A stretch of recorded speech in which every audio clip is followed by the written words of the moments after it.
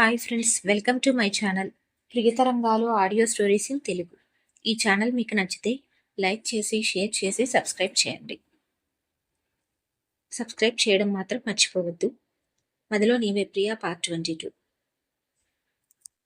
Bed మీద కూర్చొని కుమిలి కుమిలి ఏడుస్తుంది అమృత. తన పెళ్లిలో అన్వీ డల్గా ఉంటే పెళ్లి పనుల వల్ల వచ్చిన అలసట అనుకున్నాను. కానీ చిన్నప్పటి నుండి ప్రాణంగా ప్రేమించిన వ్యక్తి మరొకరు సొంతమవుతుంటే వచ్చిన బాధ అనుకోలేదు. అందుకే అన్వి పెళ్ళవ్వగానే వెంటనే ఈ దేశాన్ని వదిలేసి వెళ్ళిపోయింది.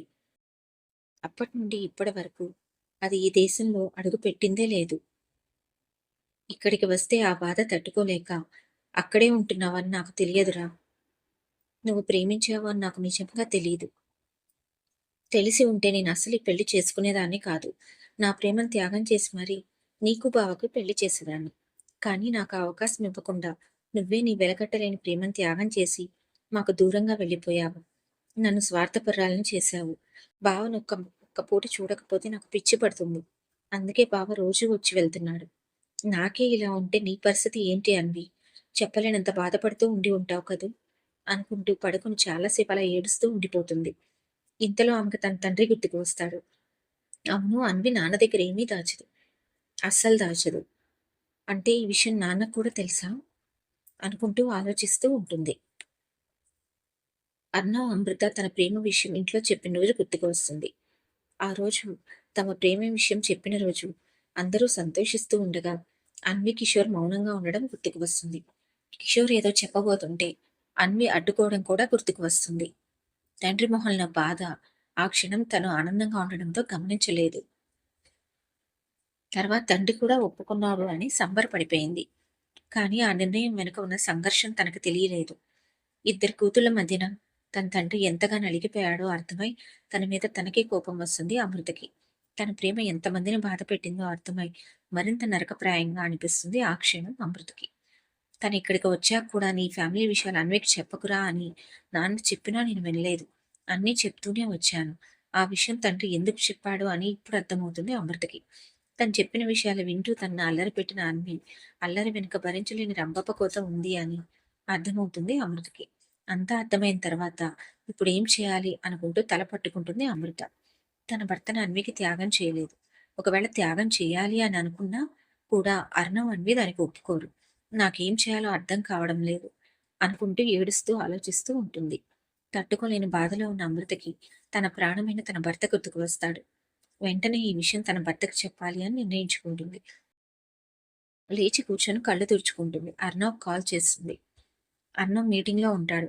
మొబైల్ క్యాబిన్లోనే పెట్టి వెళ్తాడు మీటింగ్కి వెళ్తూ. అర్ణవ్ లిఫ్ట్ చేయకపోవడంతో మరింతగా ఏడుపు వస్తుంది అమృతకి. మళ్ళీ మళ్ళీ ట్రై చేస్తుంది. అయినా లిఫ్ట్ చేయకపోవడంతో పిచ్చి పట్టినట్లుగా అనిపిస్తుంది. వెంటనే లేచి తన పర్స్ తీసుకొని కిందికి వస్తుంది. కిషోర్ ఆ టైంలో ఇంట్లో ఉండడు. పని మీద బయటికి వెళ్ళి ఉంటాడు. అతని తల్లి రూమ్లో పడుకొని ఉంటుంది. కూతురు కోసం వంట చేస్తూ కిచెన్లో ఉంటుంది మహేశ్వరి. ఏమీ ఆలోచించకుండా అర్ణవ్ని కలవడానికి బయటికి వచ్చేసింది అమృత. అప్పుడే కిచెన్లో నుండి పని మీద హాల్లోకి వచ్చిన మహేశ్వరి కూతురు బయట గేట్ తీస్తూ ఉండడం చూసి షాక్ అవుతుంది. అమ్ము అంటూ బయటికి వచ్చే లోపలే అమృత ఎక్కిన ఆటో ముందుకు సాగిపోతుంది. కంగారుగా వెనకే వస్తున్న మరో ఆటోని ఆపి అమృత ఆటోని ఫాలో కమ్మని చెప్తుంది మహేశ్వరి. అమృత ఎందుకు బయటికి వచ్చిందో అర్థం కాక కంగారుగా అమృత మొబైల్కి రింగిస్తుంది. మొబైల్ ఇంట్లోనే ఉండడంతో అమృత కాల్ లిఫ్ట్ చేయదు. మొబైల్ లిఫ్ట్ చేయకపోవడంతో అమృత దగ్గర మొబైల్ లేదని అర్థమవుతుంది మహేశ్వరికి. అర్జెంటుగా బావతో అన్ని విషయం చెప్పాలి అనుకుంటూ కళ్ళ నుండి కారుతున్న కన్నీటిని తుడుచుకుంటూ ఉంటుంది అమృత. మహేశ్వర భయంగా కిషోర్కి కాల్ చేస్తుంది. చెప్పు అంటాడు లిఫ్ట్ చేసి. అమ్మో ఎక్కడికో వెళ్తుందండి అంటుంది భయంగా. వెళ్ళడం ఏమిటి? అవునండి, నేను కిచెన్లో వంట చేసుకుంటున్నాను. అమృత ఎవరికీ చెప్పకుండానే బయటికి వచ్చేసింది.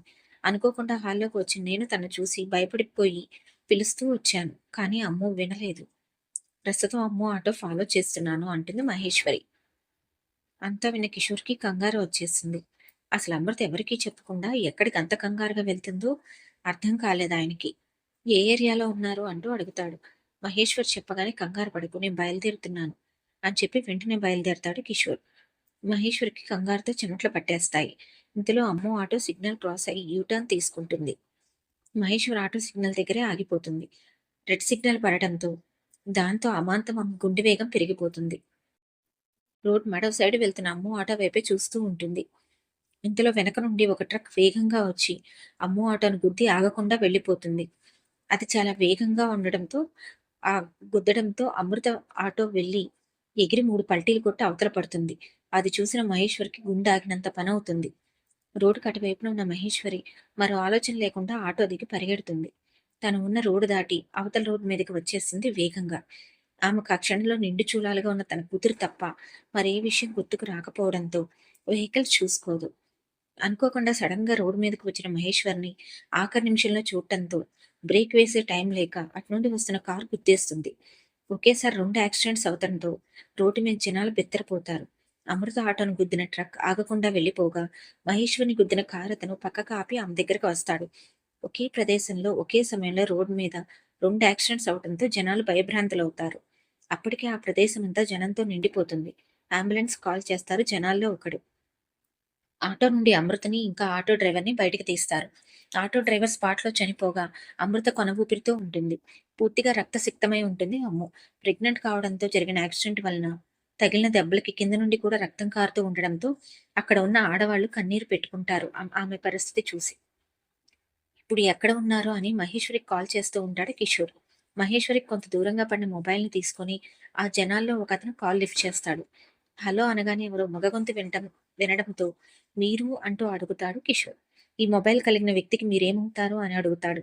దాంతో కంగారుగా అనిపిస్తుంది కిషోర్‌కి. ఆమె నా భార్య అంటాడు భయంగానే. ఆమెకి యాక్సిడెంట్ అయింది అని ఏరియా పేరు చెప్పి కాల్ కట్ చేస్తాడు అతను. ఆ మాట వినగానే భయపడిపోతాడు కిషోర్. మరి అమ్ము ఏమైంది అనుకుంటాడు. అప్పటికే ఆ ఏరియాకి అతను దగ్గరగా ఉండడంతో 5 నిమిషాల్లో అక్కడికి చేరుకుంటాడు కిషోర్. అప్పుడే మహేశ్వరిని అంబులెన్స్‌లోకి ఎక్కిస్తూ ఉంటారు. పరుగున జనాలను దాటుకొని మహేశ్వరి దగ్గరికి వెళ్లి ఏడుస్తూ ఆమెను చూస్తూ తను కూడా అంబులెన్స్ ఎక్కబోతుంటే, "సార్ మీరు ఈ పేషెంట్ తాలూకా మనిషినా?" అంటూ అడుగుతాడు డ్రైవర్. "అవును" అంటూ చెప్తాడు. "ఏమీ అనుకోకపోతే మీరు ముందు వచ్చి కూర్చోండి. లేదా వెనక వేరే వెహికల్‌లో అంబులెన్స్ అంబులెన్స్‌ను ఫాలో కండి. వెనక్కి కూర్చోవడం కుదరదు సార్. ఎందుకంటే ఒకేసారి 2 యాక్సిడెంట్స్ జరిగాయి" అని అతను చెప్తూ ఉండగానే, "సార్ కొద్దిగా పక్కకు జరగండి" అన్న పిలుపు విని వెనక్కి తిరుగుతాడు కిషోర్. పూర్తిగా రక్తసిక్తమై ఉన్న అమృతని అంబులెన్స్ ఎక్కిస్తూ ఉండగా చూసిన కిషోర్ గుండె ఆగినంత పనవుతుంది. అమ్మో అంటూ కిషోర్ గారు ఆమె బొగ్గను తడుతూ లేపడానికి ప్రయత్నిస్తూ ఉంటారు. సార్ మీరు పక్కకు జరగండి అర్జెంటుగా హాస్పిటల్‌కి తీసుకువెళ్ళాలి అని చెప్పడంతో వెంటనే పక్కకు జరుగుతాడు. ఇద్దరిని ఎక్కించిన తర్వాత అంబులెన్స్ ముందుకు కదులుతుంది. బాధని ఆపలేక ఏడుస్తూనే ఫాలో అవుతాడు కిషోర్. ఎలా జరిగిందో అస్సలు అర్థం కాలేదు అతనికి. అసలే కడుపుతో ఉన్న కూతురు ఏమవుతుందో అనేది తెలియక కిషోర్ గారి పరిస్థితి నరకంలా ఉంది. కొద్దిసేపటికి హాస్పిటల్‌కి చేరుకుంటారు. ట్రీట్మెంట్ స్టార్ట్ అవుతుంది. అమృత గురించిన బాధలో ఉన్న అతనికి ఎవరికీ కాల్ చేయాలన్న ఆలోచన రాదు. 2 గంటల తర్వాత బయటికి వచ్చిన డాక్టర్స్ మహేశ్వర్ బెడ్‌కి పరిమితం కొన్ని నెలల వరకని చెప్తే, అమృతకు ఆఖరి కడుపులో బిడ్డ కూడా మిగల్లేదని చెప్తాడు. ఆ మాట విని గట్టిగా ఏడ్చేస్తాడు కిషోర్. ఆ తండ్రి హృదయం ముక్కలవుతుంది. డాక్టర్ ఏమీ చేయలేక కంట్రోల్ చేసుకోమని చెప్పి వెళ్ళిపోతాడు. జీవం లేని వాళ్ళ అమృత దగ్గరికి వెళ్తాడు. కనుఊపిరితో ఉన్న అమృతను చూసి, ఏంటిరా ఇది అంటూ ఏడ్చేస్తాడు కిషోర్. తండ్రి చేతి మీద తట్టి బాధపడవద్దు అన్నట్టుగా చెప్తుంది. అంతలోనే చుట్టూ చూసి నాన్న బావా అంటుంది. అప్పుడు గుర్తుకు వస్తుంది కిషోర్‌కి ఈ బాధలో తనెవరికీ కాల్ చేయలేదు అని. అర్నవ్ కాల్ చేయాలంటే భయం కూడా వేస్తుంది. ప్రాణంలా ప్రేమించిన భార్య ఇక ఉండదు అని తెలిస్తే ఎలా రియాక్ట్ అవుతాడో అని గుండె అదురుతుంది. తప్పక డయల్ చేస్తాడు. అప్పుడే మీటింగ్ కంప్లీట్ చేసుకుని తన క్యాబిన్‌కి వచ్చిన అర్నవ్ తన మామయ్య నుండి కాల్ చూసి, "ఏంటి ఈ రాక్షసి ఇందాక కాల్ చేసినట్లుగా ఉంది? నేను మీటింగ్‌లో ఉన్నాను. ఎత్తలేదు. అందుకని మామయ్య మొబైల్ నుండి చేస్తుందా?" అనుకుంటూ కాల్ లిఫ్ట్ చేస్తాడు. "బాబు" అన్న కిషోర్ వణుకుతున్న గొంతు విని మనసు చెడు జరగబోతోంది అని చెప్తుంటే, భయంగా "ఏమైంది మామయ్య? వాయిస్ ఎలా ఉంది?" అంటూ అడుగుతాడు. "అమృతకి యాక్సిడెంట్ అయింది బాబు. మీరు వెంటనే హాస్పిటల్‌కి రండి" అంటూ వివరాలు చెప్తాడు. అర్నవ్ షాక్‌తో లేచి నిలబడతాడు. "ఏం మాట్లాడుతున్నారు మీరు?" అంటూ. నువ్వు ముందు రా బాబు అంటూ కాల్ కట్ చేస్తాడు కిషోర్. అంతకుమించి చెప్పే ధైర్యం లేక. అసలు ఏం జరిగిందో అర్థం కాక పిచ్చెక్కుతుంది అర్ణవ్‌కి. ఇంట్లో ఉన్న అమృత బయటికెందుకు వెళ్ళింది?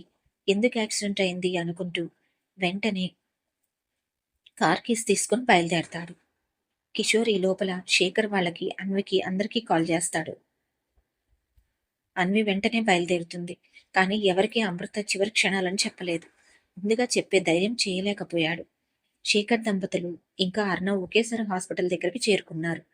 దిగులుగా ఉన్న కొడుకు మొహం చూసి ఏమీ కాదురా పద అంటూ లోపలికి తీసుకువెళ్తాడు శేఖర్. ఐసీయూ బయట బాధపడుతున్న కిషోర్ని చూసి వాళ్ళ అడుగుల వేగం తగ్గుతుంది. అర్ణవ్ వాళ్ళు రావడం చూసి కిషోర్ లేచి నిలబడి కళ్ళు తుడుచుకుంటాడు. మామ అమ్ము అని అడుగుతాడు అర్ణవ్ భయంగా. అర్ణవ్ని హత్తుకొని ఏడుస్తాడు కిషోర్. అమృత ఆఖరి క్షణాలురా, వెళ్ళి మాట్లాడు అంటాడు అతి కష్టం మీద. ఆ మాట విన్న అందరూ స్థానమైపోతారు. కిషోర్ని దూరం జరిపి ఏం మాట్లాడుతున్నావు మామయ్య? మతి ఉంటే మాట్లాడుతున్నావా అంటాడు కోపంగా అర్ణవ్. వెళ్ళరా, టైం ఎక్కువ లేదు అంటాడు ఏడుస్తూ. భయంగా అమృత ఉన్న రూంలోకి అడుగు పెడతాడు అర్ణవ్. ఒళ్ళంతా కట్లతో ఉన్న అమృతం చూసి అడుగు ముందుకు పడలేదు. కానీ ఆఖరి క్షణాలన్న మాట గుర్తుకు వచ్చి వేగంగా తన భార్య దగ్గరికి వెళ్తాడు. అమ్మో అంటూ తల నిమురుతాడు జీరబోయిన గొంతుతో. అర్ణవ్ వాయిస్ కి కళ్ళు తెరుస్తుంది అమృత. ఏడుస్తున్న అర్ణవ్ను చూసి ఏడవకు బావా ప్లీజ్ అంటూ చేయి గట్టిగా పట్టుకుంటుంది. అమృత కడుపు ఫ్లాట్ గా ఉండడంతో దాని మీద చేయి వేసి మన బిడ్డ అంటూ అమృత వైపు చూస్తాడు. మన బిడ్డ ఈ లోకాన్ని వదిలేసింది బావా అంటూ ఏడుస్తుంది. అర్ణవ్ గట్టిగా కళ్ళు మూసుకుంటాడు బాధగా. నేను కూడా నిన్ను వదిలి వెళ్ళిపోతున్నాను బావా అనగానే ఆ మాట వినలేనట్లుగా గట్టిగా ఆమెను హత్తుకొని ఏడుస్తాడు అర్ణవ్. లవ్ యూ బావా అంటూ పెదవులపై చిన్న పెక్కిస్తుంది. అంతే, తనను చుట్టుకున్న అమృత చేతులు మరుక్షణం కిందికి వాలిపోతాయి. అర్ణవ్ ఉలిక్కిపడి అమృత వైపు చూస్తాడు. తనలో కదలిక ఆగి ఆమె ప్రాణం అనంత వాయువుల్లో కలిసిపోయింది అని అర్థమైంది అతనికి. అర్ణవ్ ఆ బాధను తట్టుకోలేకపోతాడు. ప్రాణంలా ప్రేమించిన భార్య, బిడ్డ ఇద్దరూ తనను వదిలి వెళ్ళిపోయారు. అమృతను మనసారా హత్తుకొని ఏడ్చేస్తాడు. తర్వాత దూరం జరిగి ఆమె చేయి పట్టుకొని అలాగే కూర్చుండిపోతాడు. తన ప్రేమ తన వదిలి వెళ్ళడం భరించలేనట్లుగా చలనం మరిచి అలాగే చూస్తూ ఉండిపోతాడు ఆమె వైపు.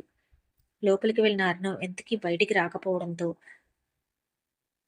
పెద్దవాళ్ళు లోపలికి వెళ్తారు. కళ్ళ వెంట నీళ్లు కారిపోతూ చలనం లేకుండా ఉన్న అర్ణవ్ను చూసి వాళ్లకు భయంగా అనిపించి దగ్గరకు వస్తారు. అమృతలో చలనం లేకపోవడంతో భయంగా అమ్మో అంటూ పిలుస్తాడు కిషోర్. ఆమె పలకపోవడంతో భయంగా డాక్టర్ దగ్గరికి పరిగెడతాడు కిషోర్. ఇంత జరుగుతున్న అర్ణవ్ మాత్రం అమృత చేయి పట్టుకుని కదలకుండా ఆమెనే చూస్తూ ఉంటాడు. అమృత చనిపోయింది అని అర్ణవ్కి తెలుసు. కానీ ఆ బాధ భరించలేక మౌనం దాలుస్తాడు. మరికొన్ని గంటలు గడిస్తే అమృత నీకు ఎప్పటికీ చూడలేనని ఆమె చేయి పట్టుకొని ఆమె స్పర్శని ఫీల్ అవుతూ ఆమెని కన్నులారా చూసుకుంటూ ఉంటాడు అర్ణవ్. అప్పుడే డాక్టర్ని తీసుకుని లోపలికి వస్తాడు కిషోర్. డాక్టర్ అమృతని చెక్ చేసి సారీ ఆమె చనిపోయింది అని చెప్పి వెళ్ళిపోతాడు. కిషోర్ బాధ వర్ణనాతీతం. శేఖర్ దంపతులతో సహా అందరు ఏడ్చేస్తారు. కొడుకుని చూసి ఇంకా భయం వేస్తుంది శేఖర్కి. ఎంతసేపటికి వీళ్ళేడు పాపకపోవడంతో ఇక శేఖర్ బాధను దిగమింగుకొని వెళ్లి ఫార్మాలిటీస్ చూసుకొని అమృత బాడీని ఇంటికి తీసుకుని వెళ్ళడానికి ఏర్పాట్లు చేస్తారు. కిషోర్ ఏడుస్తూనే అమృతతో పాటే మహేశ్వరికి కూడా యాక్సిడెంట్ అయిందిరా, తను కూడా ఇక్కడే ఉంది, తనకి ఈ పాటికి స్పృహ వచ్చే ఉంటుంది, అమ్ముని మనం తనకు ఆఖరి చూపు చూపించి తీసుకువెళ్తాం, తను వచ్చే పరిస్థితిలో లేదు అంటాడు కిషోర్. మహేశ్వరి కూడా ఇక్కడే ఉంది అనేసరికి ఆశ్చర్యపోతారు అందరూ. ఏంటిరా ఇదంతా అంటాడు శేఖర్ ఏమీ అర్థం కాక.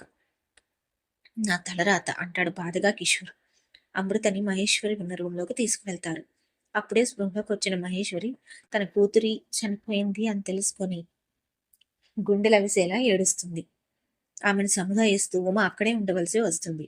అమృతను ఆకసారిగా మహేశ్వరికి చూపించి బయటికి తీసుకువస్తాడు. ఈ లోపల హాస్పిటల్ వాళ్ళు చనిపోయిన బిడ్డను కూడా తెచ్చి కిషోర్ చేతికిస్తుంటే అర్ణవ్ తీసుకుంటాడు తన బిడ్డని. జీవం లేని తన బిడ్డను చూసి గట్టిగా కళ్ళు మూసేస్తాడు. బాధతో అర్ణవ్ అందరూ బయలుదేరతాడు. అర్ణవ్ తన భార్య బిడ్డ బాడీస్ తన ఇంటికి తీసుకుని వెళ్తాడు. అన్వికి మెసేజ్ పెడతాడు కిషోర్ అర్ణవ్ ఇంటికి రావాలి అని. కిషోర్ తన తల్లిని అర్ణవ్ ఇంటికే పిలిపిస్తాడు. అక్కడ బయట పడుకోబెట్టిన మనవరాల శవాన్ని, ఆమె బిడ్డ శవాన్ని చూసి తల కొట్టుకొని ఏడుస్తుంది. తెలిసిన వాళ్ళందరూ వస్తారు. అన్వి రావాలి కాబట్టి తను వచ్చేదాకా ఉంచడానికి ఏర్పాట్లు చేస్తారు. అంతమంది ఏడుస్తున్నా కూడా అర్ణవ్ కళ్ళలో కన్నీరు కారుతున్నాయి కానీ అతనిలో చలనం లేదు. అమృతని తన బిడ్డని అలానే రెప్ప వేయకుండా చూస్తూ ఉంటాడు. మరలా చూడలేను అని. కొడుకును అలా చూసి శేఖర్ బాధ ఎక్కువవుతుంది. తన వంశానికి వారసుడు భూమి మీదకి రాకుండానే దేవుడి దగ్గరికి వెళ్ళిపోయాడు అనుకుంటూ ఏడుస్తాడు. అలా చూస్తుండగానే కాలం కొద్దిగా ముందుకు నడిచి అన్వి వస్తుంది. అమృత చనిపోయిందని అన్వికి తెలియదు. యాక్సిడెంట్ అని చెప్పి పిలుస్తారు. అర్ణవ్ ఇంటి బయట జనాన్ని చూసి గుండె వేగంగా కొట్టుకుంటుంటే లోపలికి అడుగు పెడుతుంది భయంగానే. గేటు దాటగానే బయట ఉన్న తన అక్క శవాన్ని, ఆ పక్కనే ఉన్న తన అక్క బిడ్డని చూసి చేతులని బ్యాగ్ వదిలేస్తుంది. ఈ ఛానల్, ఈ స్టోరీ మీకు నచ్చితే తప్పకుండా సబ్స్క్రైబ్ చేయండి ఫ్రెండ్స్.